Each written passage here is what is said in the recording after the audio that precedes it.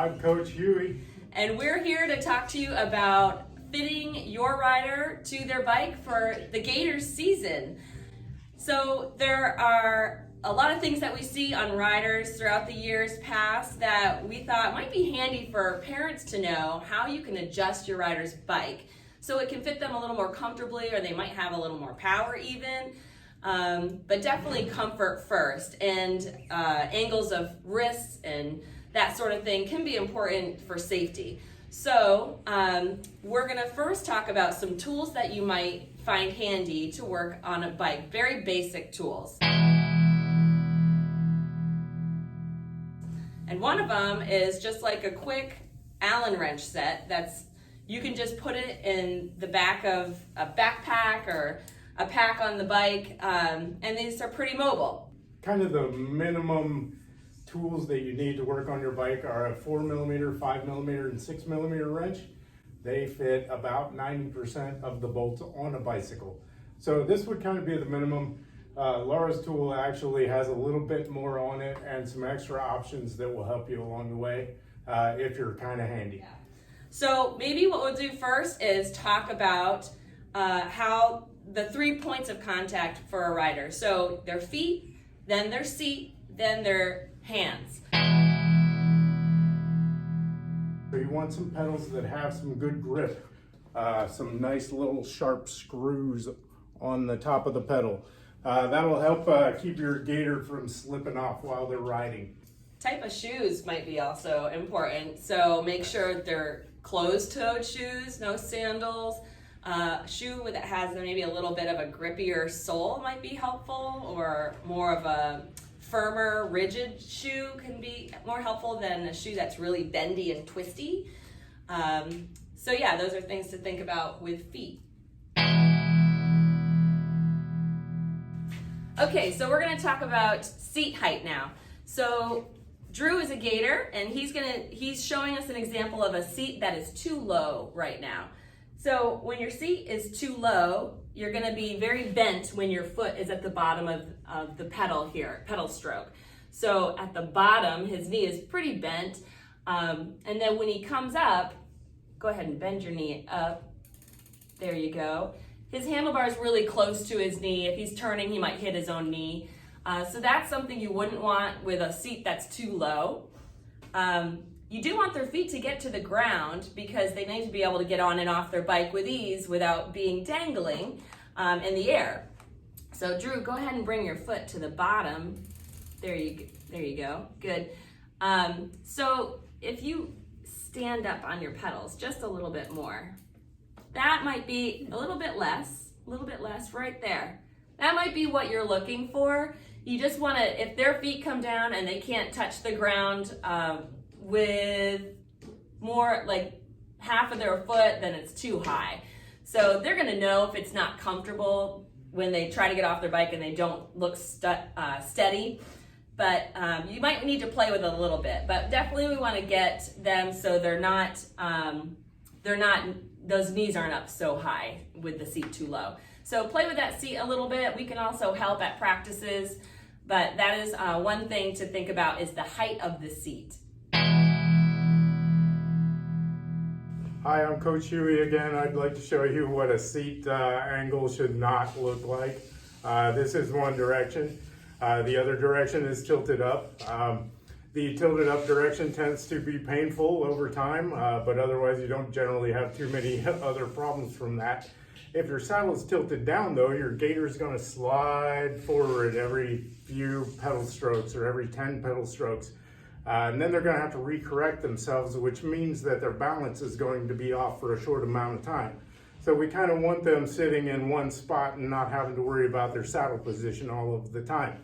So what we're going to do is loosen the bolt underneath the saddle, which generally is a 5mm or a 6mm Allen wrench. And we are going to level this seat out a bit. That clamp then needs to be made really tight so that the saddle doesn't move at an inopportune time like a big root. And then your gator is ready to go. Awesome.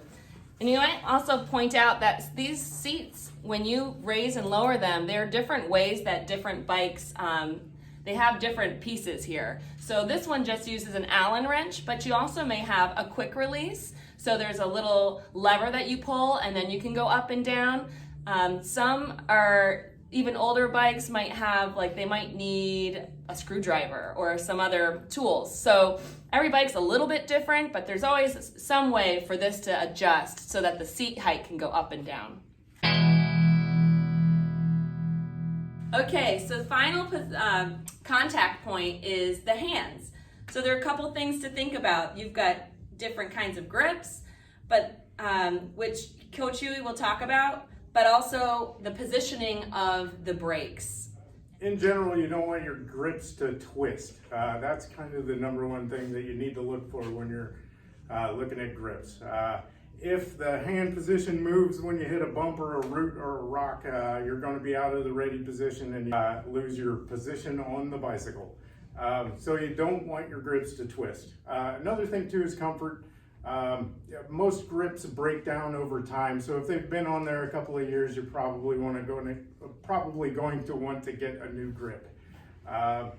Grips come in lock-on and non-lock-on, and when I say that, it means there's a little bolt on there that cinches it to the bar. The lock-ons tend to not spin as much as the non-lock-ons, so that's another thing to look out for. And you can always buy new grips for your bike, right? So it doesn't have to be the grips that come with the bike. Exactly. Yeah.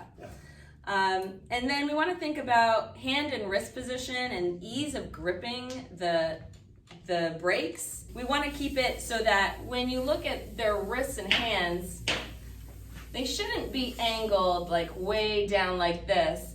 And if they're in this position, that's probably not going to be too comfortable. The best angle is to have their wrist and hand kind of all in the same line here. And then Drew, go ahead and grip your grips. They should be able to get the fingertips to the brakes without having to change their hand position.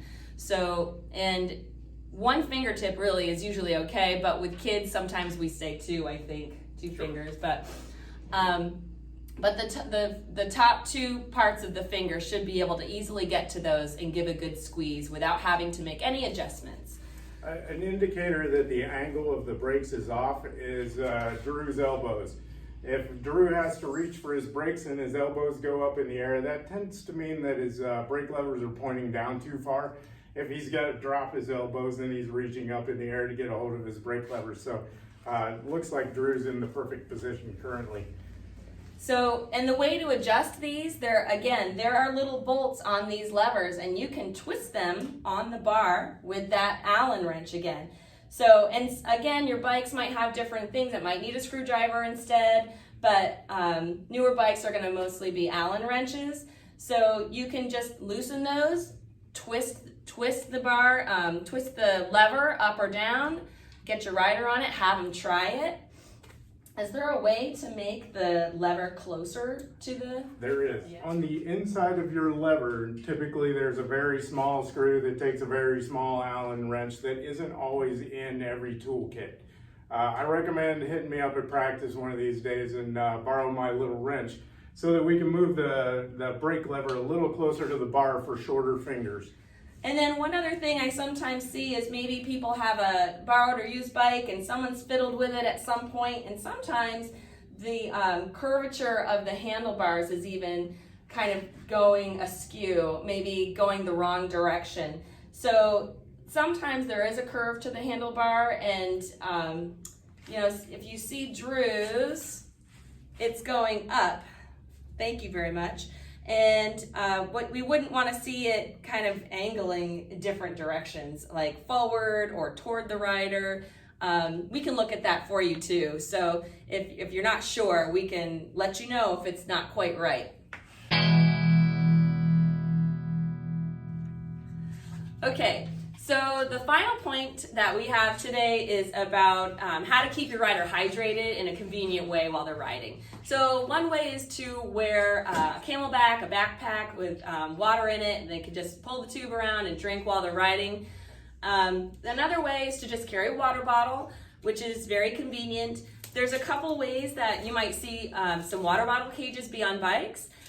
The most common way, there's 2 screws right here. You can use an Allen wrench and you can put the cage right to the bike frame.